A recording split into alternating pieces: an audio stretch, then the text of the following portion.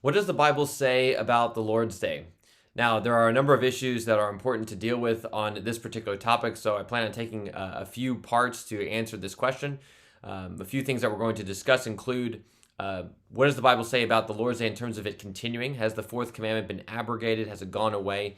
And if not, is the practice of the Lord's Day the continuation of the keeping of the Sabbath in the Old Testament?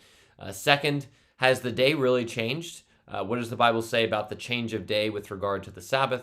And then thirdly, another important topic to discuss is how does the Bible teach that the Lord's Day ought to be kept? So two particular issues that are important here include leisure and the recreation clause, so to speak, in the Westminster Standards. Is that something that the Bible in fact teaches?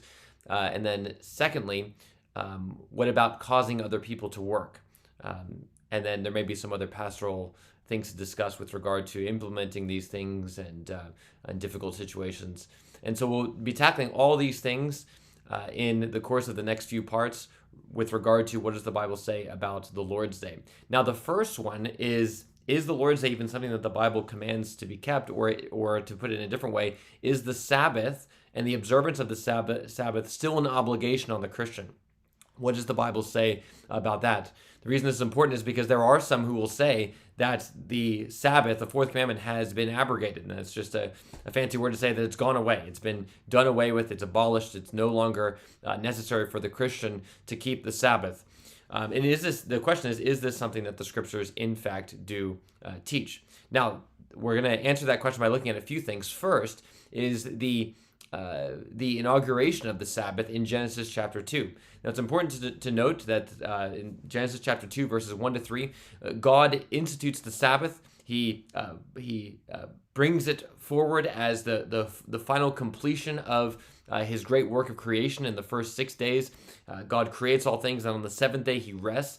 And this resting from his labors ends up being the grounds and the basis for the keeping of the Sabbath. And so this is an important thing to keep in mind, that the observance of the Sabbath is actually a creation ordinance. It's not, in fact, something that is a law that was added even in the time of Moses. It was something that was begun and instituted on the basis of creation itself.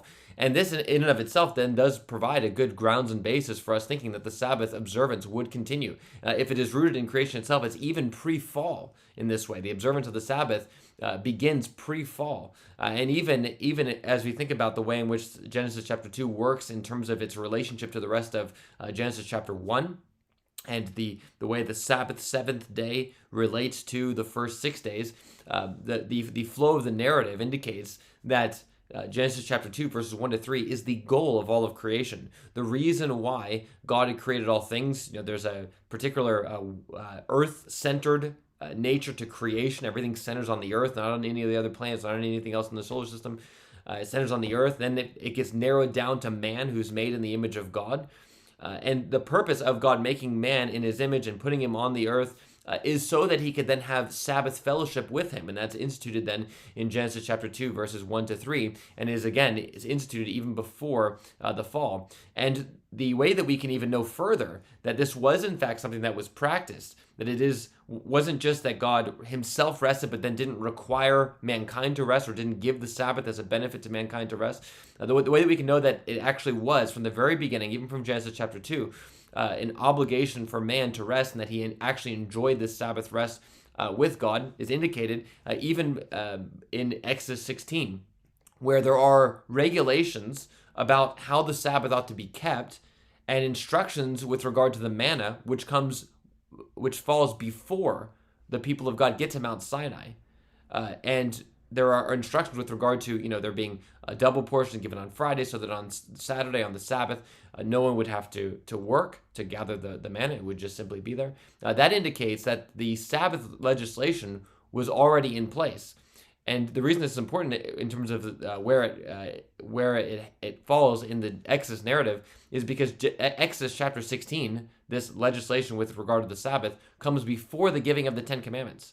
And so before actually Moses had given the Ten Commandments, which included the fourth commandment, before that had been done, the people of God were still keeping the Sabbath, and they understood that there could be regulations with regard to the Sabbath. Moses in Exodus 16 assumes knowledge of the Sabbath, and then he applies knowledge of the Sabbath to the situation of the manna falling. And so the Sabbath is a creation ordinance. Secondly, it is in fact one of the 10 commandments. This is important because none of the other commandments are done away with.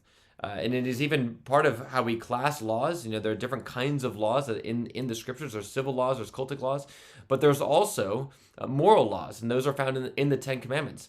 It is still necessary for a Christian to not have any other gods before God, not to make any idols, not to take the Lord's name in vain, to honor their father and mother, not to kill, not to commit adultery, not to steal, not to bear false witness, not to covet.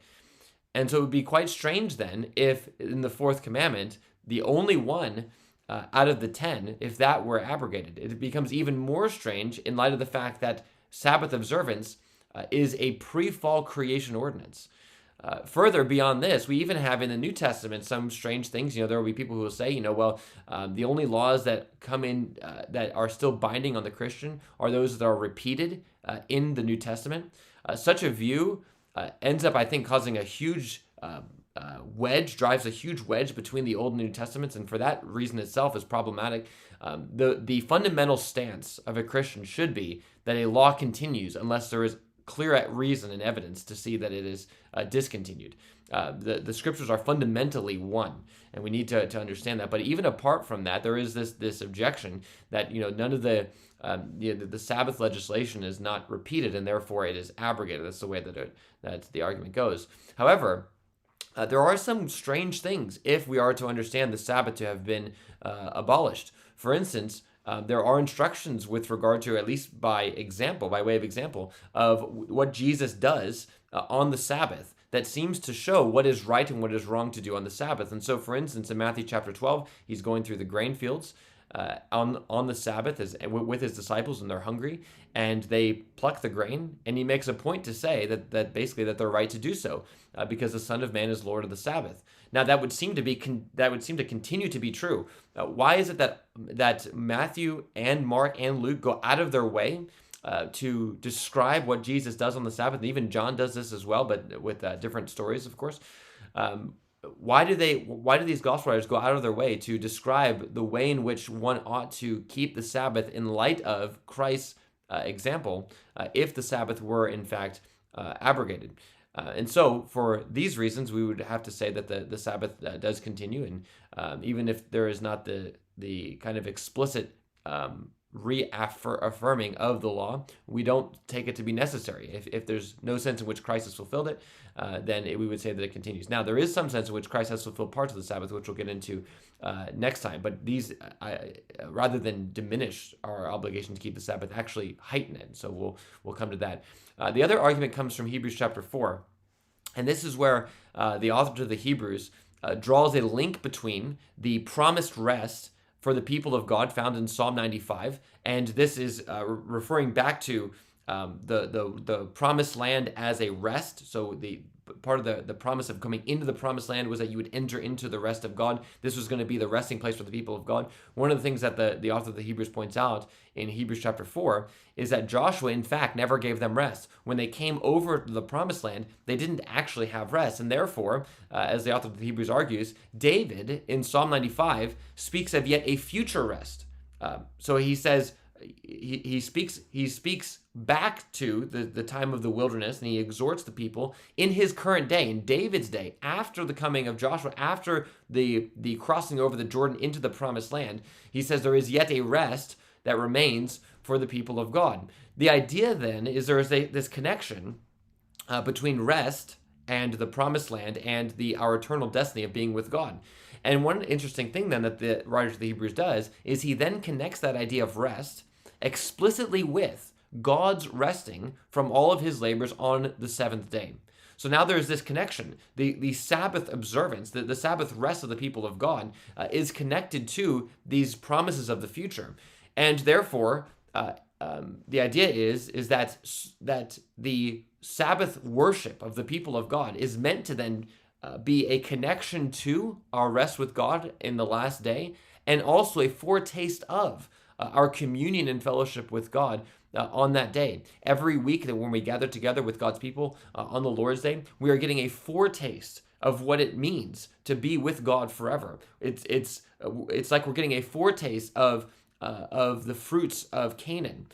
We're getting a foretaste of the fruits of the promised land before we actually cross over. And every single Lord's Day, that is what this is. And this is why there's this connection between Genesis chapter 2, as I mentioned, and Psalm 95. Now, the reason this becomes then further important is because we still have not yet entered fully into that final rest. And if we have not entered fully into that final rest, and the Sabbath observance each and every week is given as a foretaste of that final rest, then it is spiritually necessary for Christians to observe the Sabbath. It is meant to stir up your heart for the joys of being with God forever. There's a connection between those two things that even the New Testament does, in fact, draw. And so for all these reasons, we have to say that the scriptures do, in fact, teach that the Sabbath is a continuing obligation for the Christian. Is the fourth commandment has not been abolished, has not been abrogated. There are even important spiritual reasons for you to keep the Sabbath, and you neglect it to your own spiritual harm. So hopefully this has been helpful. Next time in part 2, we will look at the change of day and the evidence for it according to the scriptures.